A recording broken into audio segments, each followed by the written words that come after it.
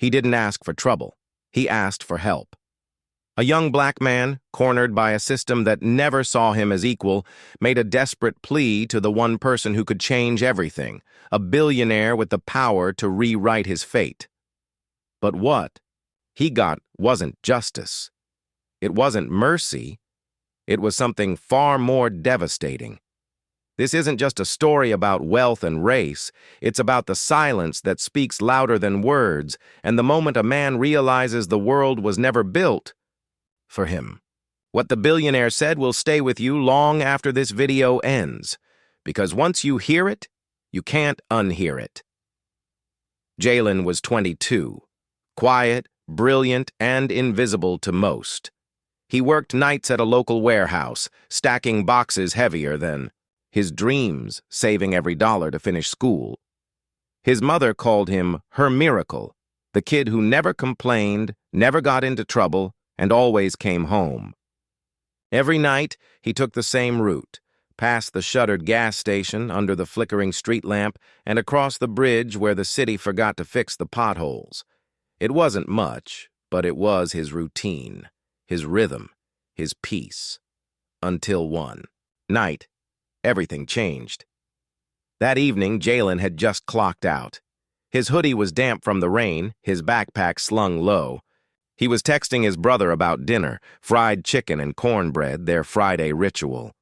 But as he turned the corner, he saw it. A sleek black car parked where no one ever parked. Windows tinted, engine humming. He slowed down.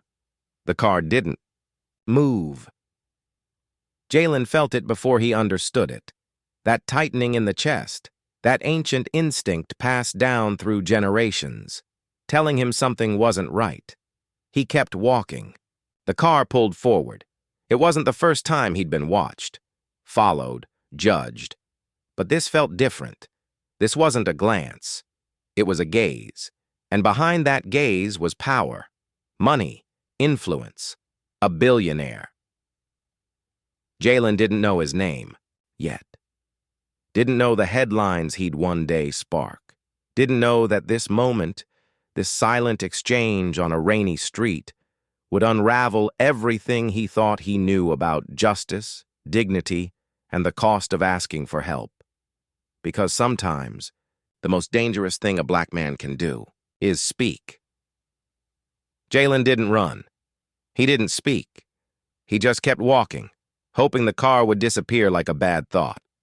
But it didn't. It rolled forward slowly, matching his pace. Then the window slid down. Inside sat a man Jalen recognized.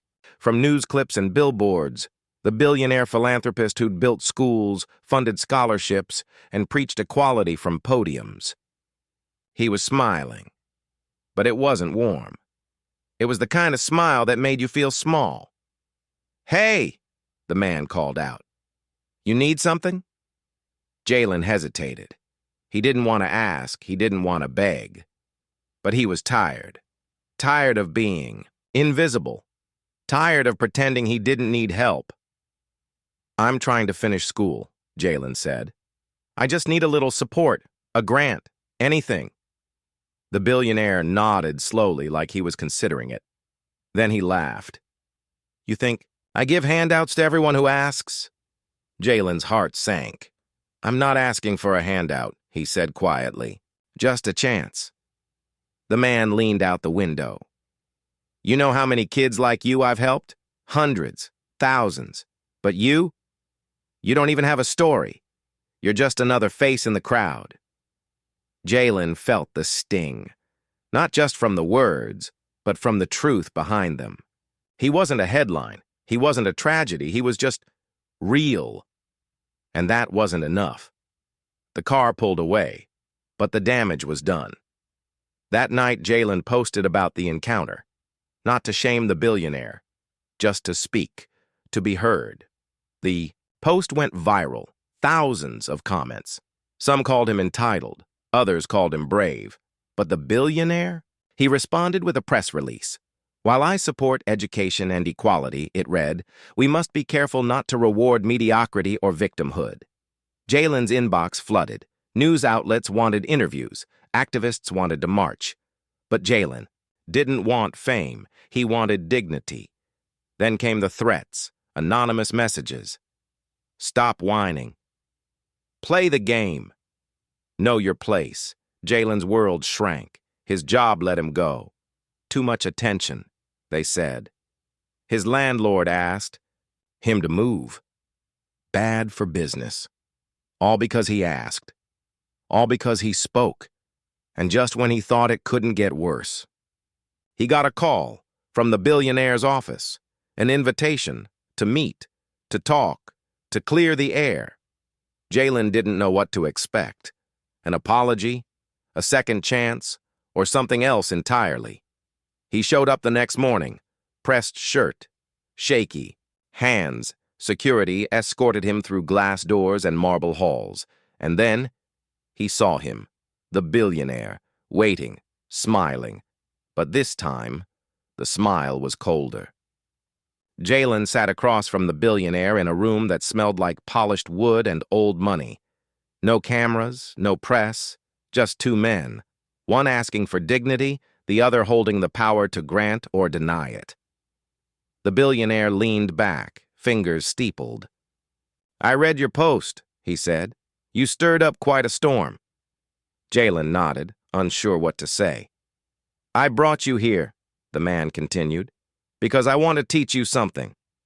He stood, walked to the window, and gestured toward the city skyline.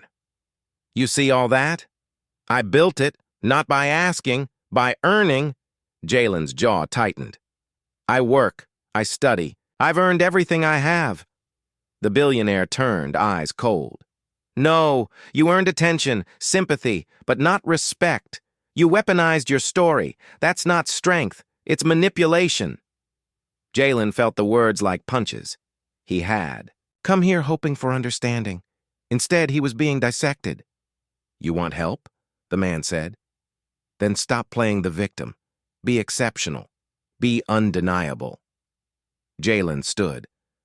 "I shouldn't have to be exceptional to be treated like a human being." Silence. Thick. Heavy. The billionaire smiled again. "That's the difference between us. I don't ask for fairness. I take what I deserve." Jalen's voice cracked. "And what do people like me deserve?" The man didn't answer. He just turned away. Jalen walked out of that office changed. Not because he got what he came for, but because he saw the truth. That even the most celebrated allies can be blind to the pain they claim to fight. Outside, reporters waited. Microphones, flashbulbs. "Did he offer you help? Will you forgive him? Are you angry?" Jalen looked into the cameras, eyes steady, voice clear. "I asked for help. He gave me a lesson. Now I'm giving one back." He didn't say what the lesson was. Not yet. But the world was listening. And this time, it wouldn't look away. Jalen didn't get the grant. He didn't get an apology. What he got was clarity. The meeting with the billionaire didn't open doors. It exposed walls. Walls built from polished indifference, from the kind of privilege that mistakes silence for wisdom and suffering for weakness. Jalen walked out of that building with nothing in his hands, but everything in his heart. He went back to school, not because someone made it easier, but because he refused to let the system define his worth. He started speaking at rallies, on podcasts, in, classrooms, not as a victim, but as a witness. His story became a mirror, and people looked into it. Some saw themselves, others saw the world they'd ignored. But the truth is, Jalen's story isn't rare. It's repeated in quiet corners and loud protests. In boardrooms, classrooms, and sidewalks, it's the story of being told to earn dignity, to deserve humanity, to prove pain. And it's not just about one billionaire. It's about every system that rewards silence and punishes truth. Every moment where asking for help becomes an act of defiance. Jalen didn't change the world overnight, but he changed the conversation. He reminded us that racism isn't always loud. Sometimes it's dressed in suits and smiles. Sometimes it speaks in grants denied and doors closed. So the question isn't, was he brave? The question is, why did bravery have to cost him so much? If you felt something watching this, don't let it fade. Share his story. Talk about it. Challenge the silence. Because the next Jalen is already out there, walking home, asking for help. Hoping the world listens, and maybe, just maybe, this time it will.